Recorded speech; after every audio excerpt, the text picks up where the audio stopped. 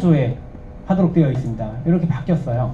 이 대상이 달라가지고 징수이체 대상이 다르게 되거든요. 그래서 대상에 따라서 나눠서 조회할 수 있도록 이렇게 바뀌어놨습니다. 그리고 아래쪽에 보시면 10원 미만 금액에 대해서 질의가 많았거든요. 선생님들께서 이자나 이런 것들이 뭐 272원, 2원 어떻게 하냐 뭐 이런 질의들이 많았거든요. 그런 것도 모이면 돈이 되니까 그래서 그런 거에 대해서 절사를 해버리든지 포함할 수 있든지 뭐 이런 식으로 선택할 수 있도록 해놨습니다. 그리고 이제 입금 계좌번호를 넣어야 되거든요. 이제 입금 계좌번호를 넣어야 됩니다. 다시 이 화면으로 돌아가 볼게요. 반납 우리가 징수이체해야 되는 내용들은 이제 나왔어요. 그럼 이제 선택을 합니다. 이 중에 이제 내가 징수이체할 건을 선택을 해요. 선택했습니다. 뭐 여러 개를 선택하시든 하나를 선택하시든 했습니다. 선택했으면은 징수이체를 하려면 계좌를 넣어야 되거든요. 어느 계좌에다가 옮길 것인가 라는 계좌를 넣어야 되는데 이거는 이제 반납 고지서를 끊어가지고 고지서에 있는 이게 가상계좌번호든 실제 계좌번호든 그 계좌번호를 여기다가 옮겨 적어주시면 되잖아요. 이렇게 해주시면 됩니다. 근데 거기에 이제 룰이 좀 있죠. 룰이 있어서 잠깐 소개해드리겠습니다. 여기까지 하고 잠깐 소개해드릴게요. 지금은 오른쪽에 있는 징수세입계좌번호 불러오기 버튼 있죠. 요거 눌러서 맨 아래쪽에 있는 뭐 세입징수관이라는 계좌가 있네요. 요거 선택해서 일단 선택해서 계좌번호를 미리 등록해놨던 계좌번호를 넣어놓을게요. 미리. 근데 이 버튼도 명칭이 바뀌었습니다. 일단 계좌만 불러놔두세요. 불러주시고 다시 이 화면 보여드리겠습니다. 이 버튼도 자주 쓰는 입금계좌라고 버튼 이름만 바뀌었어요. 자주 쓰는 입금계좌 이렇게 이름만 바뀌었습니다. 그러면 여기에 입금 계좌번호를 우리가 입력을 했는데 방금 정의를 해놨는데 여기에 어떤 룰들이 좀 있는가 잠깐 보여드리겠습니다. 세입계좌번호를 입력하는 경우에 방금 우리가 했던 방식이에요. 자주 쓰는 입금계좌 버튼을 클릭해서 등록되어 있는 계좌를 선택합니다. 그러니까 고지서를 발급받았는데 그 안에 가상계좌로 찍힐 수도 있고요. 이미 우리가 관리하고 있는 세입계좌 번호가 찍힐 수도 있어요. 그러니까 이미 우리가 관리하고 있는 세입계좌라면 불러오시면 되고요. 그리고 가상계좌 번호다라고 하면 직접 입력하시면 됩니다. 그렇게 입력을 해달라는 거고요. 다음으로 두 번째 이런 룰이 또 있는데요. 요 교재도 있습니다. 그러니까 이건 좀 잘 보셔야 돼요. 교재도 있습니다. 반납 대상 중에는 사업비 잔액이라는 게 있죠. 사업비 잔액도 있을 수 있죠. 그리고 불인정시킨 금액도 있을 수 있습니다. 이 건들은 원래 예산에 포함됐던 금액들이에요. 원래 예산이었는데 그 중에 일부가 다시 들어오는 거거든요. 그래서 이런 경우에 당해 연도에 반납 처리를 해야 된다라고 하면은 이거는 2호조의 지출 반납 고지서를 받아서 그 안에 있는 계좌를 집어넣어 주셔야 됩니다. 첫 번째. 근데 잔액 불인정 금액이다 할지라도 이게 회계연도가 넘어가 버렸어요. 한 해가 지나갔어요. 이렇게 되면 이거는 세외 수입으로 간주를 합니다. 세외 수입으로 간주를 합니다. 그래서 세외 수입 시스템에서 세외 수입 고지서 발행해서 그 계좌번호를 집어넣어서 이체를 해주셔야 됩니다. 그런데 반납 대상 중에는 이자와 수익금도 있습니다. 이자와 수익금이라는 거는 당초에 예산에는 포함되지 않았던 것들이에요. 그래서 새로 생겨난 금액들이거든요. 없었던 금액이 새로 생겨난 거예요. 그래서 이런 경우들은 당해든 관연이든 상관없이 무조건 세외 수입으로 간주를 합니다. 그래서 이런 건은 세외 수입 고지서를 발행해서 그 고지서 안에 있는 계좌번호를 입력해 주시면 됩니다. 그래서 계좌번호를 입력할 때, 징수입금 계좌번호를 입력할 때 몇 가지 룰을 소개해 드렸습니다. 자, 계좌번호 불러오셨죠? 그러면 오른쪽에 저장 됐습니다. 처리됐대요. 저장하셨으면 이제 닫기 누르시고요. 이제 징수 요청 아이디가 막 생성이 된 거예요. 생성이 됐을 겁니다. 여기까지는 됐고요. 그래서 또 이제 이체할 게 또 있으면 아까 하셨던 것처럼 징수 요청 신규 등록 눌러서 또 하시고 해서 계속 이렇게 해나가면 이 건은 계속 이제 총괄 담당자께, 즉 이체 담당자께 이게 가는 겁니다. 이런 방식으로 돌아가는 형태예요. 정리하겠습니다. 요약 정리해 보도록 하겠습니다. 반환 대상은 어떤 것들이 있었냐면 사업비 잔액, 그리고 예치계좌 이자, 자부담계좌 이자, 그리고 수익금, 불인정금액 뭐 이런 것들이 있었습니다. 이런 것들이 있었고요. 먼저 반환 결과에 대해서 조회를 해보는 기능 아까 우리가 봤었죠. 반환 결과 조회를 해봤습니다. 보조사업자가 반환을 잘 했나 안 했나 이 내용을 우리가 확인해 볼 수 있었어요. 그리고 우리가 징수 요청을 했나 안 했나, 징수가 어떻게 됐나 이 내용도 확인할 수 있었습니다. 그래서 그 화면에 가셔서 먼저 반환 결과를 조회해 볼 수 있었고요. 다음으로 징수 요청 등록을 했었습니다. 이제 반환해야 될, 징수 요청해야 될 건이 있다라고 하면은 이제 징수 요청 등록 작업을 우리가 해줬었는데, 반납고지서 발행한 다음에 반납 계좌를 입력해서 징수 요청을 하게 돼 있었죠. 그때 이런 규칙이 있었습니다.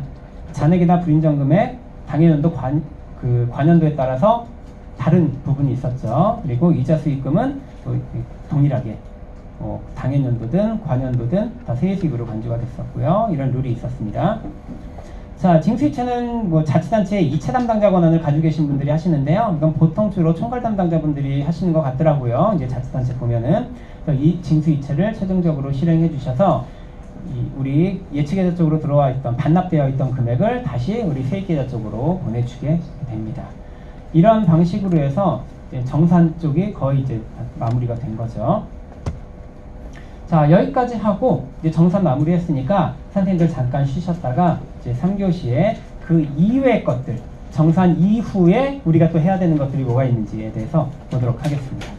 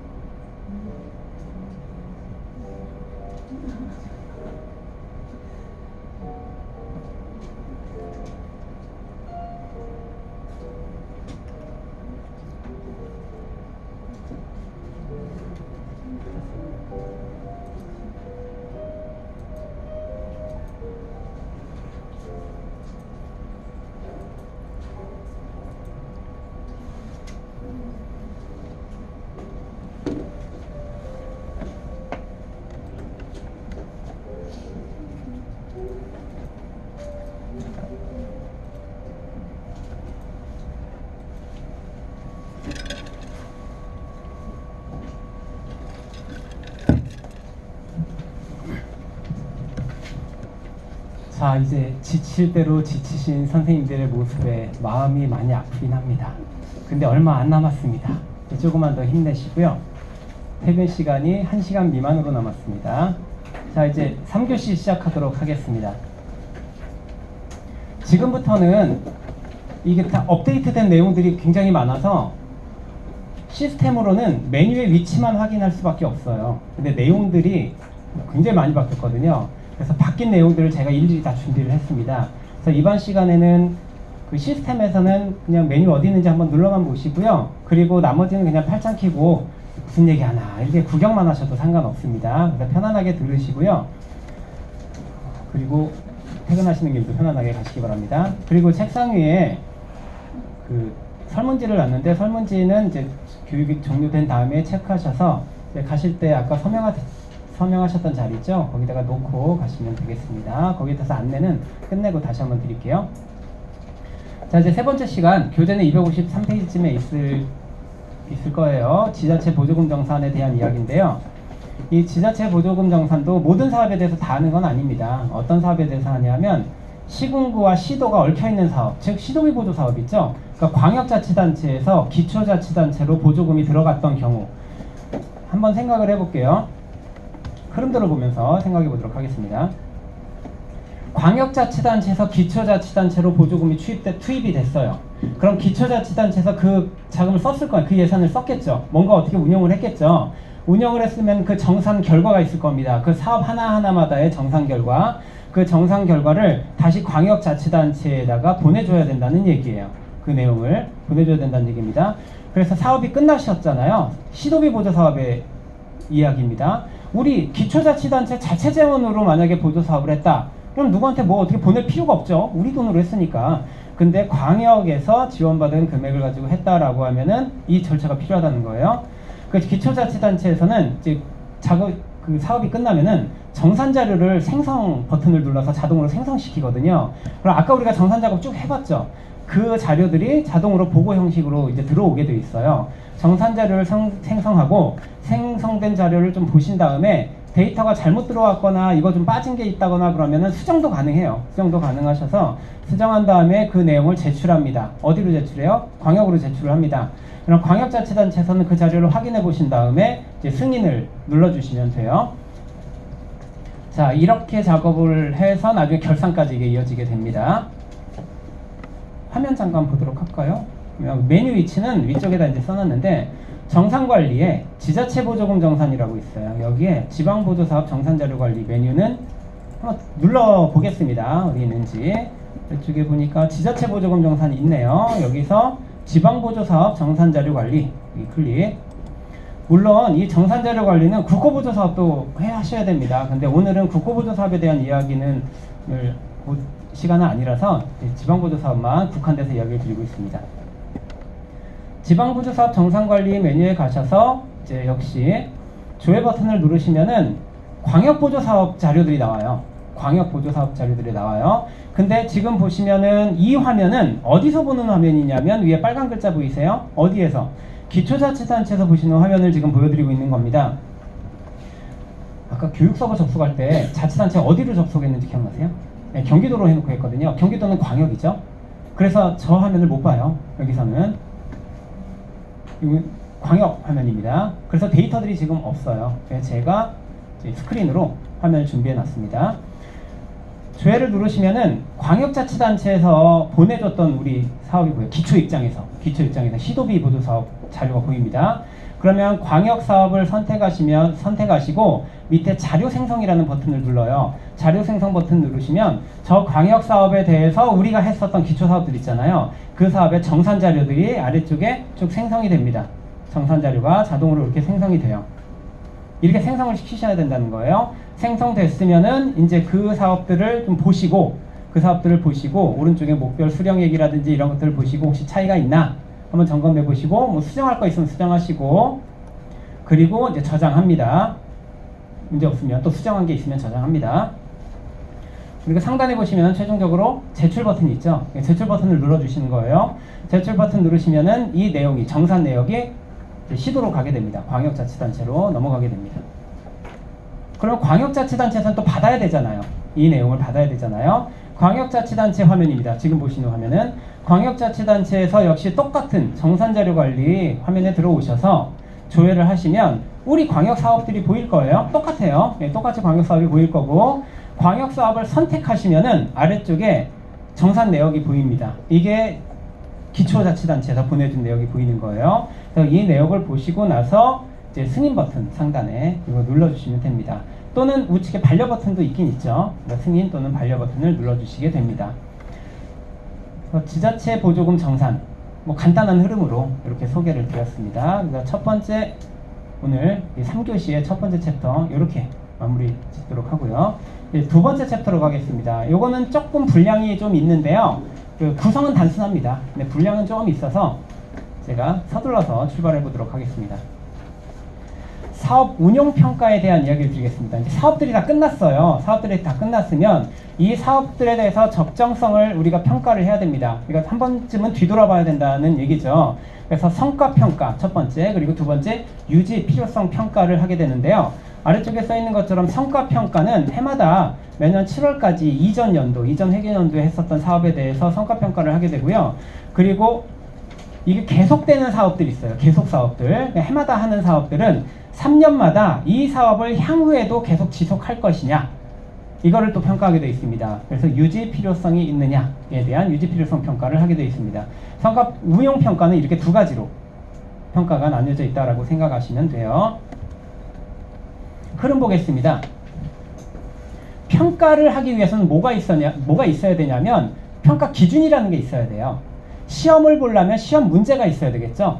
설문조사 하려면 설문조사 문제가 있어야 됩니다. 이런 것처럼 평가를 지금도 평가하는 거니까 평가하려면 평가 문제가 있어야 돼요. 그 기준을 보조사업 총괄 담당께서 이제 만드시게 됩니다. 기준을 수립해 놔요. 기준을 수립해 놓으면 이제 수립은 수립해 놓는 거고, 이제 성과 평가를 할 때 보조사업 담당 선생님들께서 하셨던 사업 중에 어떤 사업을 평가 대상으로 삼을 것인가, 그러니까 모든 사업을 다 평가 대상으로 삼을 수도 있겠지만 그냥 내가 한 사업 다 평가 대상으로 하자 이럴 수도 있겠지만 또 선별을 할 수도 있거든요. 또 이걸 편집할 수도 있고, 그래서 성과 평가 대상에 대해서 관리를 하게 됩니다. 그리고 1차 평가를 하게 돼요. 1차 평가를 합니다. 그러니까 점수를 매기는 거예요. 선생님들께서 이 사업이 제대로 됐는지에 대해서 점수를 매깁니다. 점수를 매기고 이제 이것을 결제를 올리면은 지출품위 승인권자, 부서 내에 계신 지출품위 승인권자께서 이 권한을 가지고 계신 분께서 승인을 해주실 수가 있어요. 이 승인은 전자결제 올라가는 건 아니고 보태미 시스템 내에서 그냥 승인하게 되어 있습니다. 이 시스템 내에서 승인을 하면은 그 내용이 이제 총괄 담당자에게 다시 올라가요. 그럼 총괄 담당자께서는 2차 결과 관리를 해서 이제 최종적으로 저장을 하게 됩니다. 평가를 이제 마무리 짓게 돼요. 이런 구조를 가지고 있습니다. 이 구조를 이제 시스템 화면으로 보여드리도록 할게요. 이게 전면 업데이트가 됐습니다. 이번에 전면적으로 업데이트가 돼서 화면으로는 제가 구분 보여만 드릴 거예요. 그러니까 같이 눌러보셔도 되고요. 그냥 들어보시기만 하셔도 됩니다. 자, 화면 가볼게요. 사업 운영 평가에 기준 등록 가보겠습니다. 근데 기준 등록 누가 한다고 말씀드렸죠? 기준 등록은 총괄 담당하시는 분이 하시는 거예요. 자, 그러면 왼쪽에 사업 운영 평가 메뉴 있죠? 운영 평가 메뉴 성과 평가부터 기준 등록이라고 있네요. 기준 등록 관리. 자, 찾으셨나요? 예, 눌러보셔도 되고 그냥 구경만 하셔도 돼요. 예, 팔짱 끼고 계셔도 돼요. 자, 기준 등록 클릭하시고요. 지금 아무것도 없네요. 여기서 조회 버튼 한번 눌러보겠습니다. 조회 버튼 클릭하시면 뭔가가 나와요. 이게 시험 문제처럼 쫙 나와요. 이게 평가 기준들입니다. 이 기준을 누가 수립했다고요? 총괄 담당자께서 이제 수립을 해 놓으신 거라는 말이에요. 그러면 선생님들께서 이제 평가를 하실 때 이 문항대로 이제 평가를 진행하시게 될 거예요. 그리고 지금 말씀드린 것들 그 화면 다시 보여드리면 조회 버튼 눌러서 여기 행추가라는 버튼이 있거든요. 이거 눌러서 계속 추가하신 거예요. 총괄 담당 선생님께서 행추가 눌러서 한 문제 만들고 두 번째 문제 만들고 지금 문항이 두 개밖에 없잖아요. 그러니까 3번, 4번, 5번, 6번을 계속 행추가 눌러가면서 이렇게 만들어 놓으셨던 겁니다. 이런 식으로 만들어 놓으셨던 거예요. 그리고 위쪽에 보시면은 전년도 지표 불러오기라는 버튼도 있는데 이건 뭐 아실 필요는 없지만 이거 하실 거 아니니까 이걸 누르시면은 작년에 이거 해놨던 거 그대로 복사해서 불러다가 올해도 조금씩 수정해서 쓸 수 있다는 얘기죠. 뭐 이런 기능도 있습니다. 자, 이렇게 기준 등록 하실 거고요. 그 다음으로는 대상 관리를 해야 되는데 이제 지금부터는 이제 선생님들께서 해주셔야 되는 거예요. 내가 했던 사업들이 많아요. 한 50개 사업을 내가 관리를 했어요. 그런데 이 중에 평가를 어떤 거를 할 것이냐, 뭐 전부 다 할 것이냐, 이것들을 선별을 해 놓는 겁니다. 이걸 선택하시는 거예요. 어떤 사업을 평가 대상으로 삼을 것이냐 라고. 그래서 성과평가 대상 관리로 가보도록 하겠습니다. 성과평가 대상 관리 메뉴 이쪽으로 가보도록 할게요. 바로 밑에 있죠? 성과평가 대상 관리 가셔서 조회 버튼 한번 딱 눌러보시고요. 여기 있는 사업들은 뭐예요? 이미 평가 대상으로 등록해 놓은 사업들인 거예요. 여기 있는 사업들 평가할 거예요. 등록한 거고, 그러면 다른 사업들도 여기다가 등록을 또 시켜놔야 되잖아요. 시켜놓겠죠. 필요에 따라서 등록을 시켜놔야 됩니다. 여기서부터가 화면이 다 바뀌었어요. 여기서부터가 화면이 바뀌었습니다. 그다음 위쪽에 버튼 두 개밖에 없잖아요. 근데 지금은 그렇지 않을 거예요. 세 개 있을 거예요. 자, 그 다음에 뭘 누르시냐면 일괄 등록이라는 버튼을 눌러요. 일괄 등록. 이제 평가 대상으로 등록할 거예요. 그래서 일괄 등록을 누르시는 거예요. 일괄 등록 버튼을 클릭하시면 화면이 바뀌면서 사업 목록이 쫙 나와요. 사업 목록들이 그냥 전체가 쫙 나와요. 그러면 여기 있는 사업들 중에 조회 보시면 쫙 나왔으니까 여기 있는 사업들 중에 평가 대상으로 어떤 사업을 할 거냐, 요거를 체크 하시는 거예요. 체크 하시는 거예요. 체크 하시고 아래쪽에 대상 일괄 등록이라는 버튼을 누릅니다. 이렇게 눌러주시면은 아까 보셨던 대상 관리 화면 여기 추가가 쫙 되는 거예요. 이렇게 추가시킨 게 이 사업들인 겁니다. 이런 식으로 추가시킨 거예요. 자, 일단 추가를 시켰죠. 추가시켰으면 끝난 게 아니라 그냥 끝내도 되고요. 여기서 그냥 하자. 그래서 하시면 되는 거고, 근데 좀 더 디테일하게 들어가시면 일단 추가시킨 사업을 클릭하면 그 안에 조금 더 자세히 파고 들어갈 수가 있습니다. 이렇게 그 사업을 일단 클릭해요. 파고 들어가요. 어떤 내용이 있는지 보여드릴게요. 화면으로. 자, 일단 대상으로 등록했죠. 클릭했어요. 클릭하시면은 세부 내용이 보이는데 이제 어떤 구조냐면요. 상단에 있는 사업은 우리가 만든 보조 사업이에요. 이건 관리 사업이죠. 예산 편성했을 때 관리 사업 기준으로 편성 이제 갔잖아요. 그 관리 사업이 보조 사업이 들어온 거였고, 이 우리 자치단체 보조 사업 하나에는 수많은 민간 보조 사업들이 붙어 있습니다. 그렇겠죠. 만약에 1억 원짜리 예산으로 들어가 있었던 우리 자치단체 관리 사업 보조 사업이었다라고 하면 그 1억 원짜리 사업에 보조 사업자분들을 모집을 해서 뭐 10분한테 1,000만 원씩 교부가 됐다든지 이런 식으로 여러 개의 민간 보조 사업들이 붙어 있을 수 있어요. 그리고 여기에 그 사업들을 추가하는 겁니다. 여기에다가 행추가 버튼을 누르셔서 그 사업들을, 민간 보조 사업들을 이렇게 하나씩 추가해 나가는 거예요. 근데 생각해 보세요. 1억 원짜리 사업에 민간 보조 사업을 10개가 붙어 있었어요. 현재 10개가 붙어 있어요. 10개 사업이 붙어 있었습니다. 그래서 10군데 보조 사업 기관에서 이 사업을 한 거예요. 동일한 사업을 한 거예요. 거의 유사한 사업을 한 거예요. 근데 평가를 할 때 그 10개의 보조 사업자들이 5개 보조 사업자는 동부 지역에 계세요. 5개 보조 사업은 서부 지역에 계세요. 2개를 나누어 가지고 평가를 2번 할 거예요. 이렇게 되면은 지자체 보조 사업은 하나인데 여기 제목에다가 성과평가 사업명 있잖아요. 여기다가 성과평가 어떤 사업의 성과평가 괄호 열고 동부지구 이렇게 쓰고 여기에 5개 사업자만 추가를 시켜놓는 거예요. 이렇게 해놓고 평가 대상으로 잡는 겁니다. 그러면 동부지구에 계신 분들이 했던 사업만 평가를 하는 거고, 또 하나 똑같은 사업으로 또 한 번 이거 등록을 하는 거예요. 그리고 이번에는 제목을 똑같이 보조사업인데 괄호 열고 뭐라고 써요? 서부지구 해놓고 서부지구에서 했던 보조사업자분들 정보를 여기다 추가해서 또 평가를 따로 할 수 있어요. 이런 식으로도 진행할 수 있다는 겁니다. 이거는 선생님들께서 선택하실 문제고요.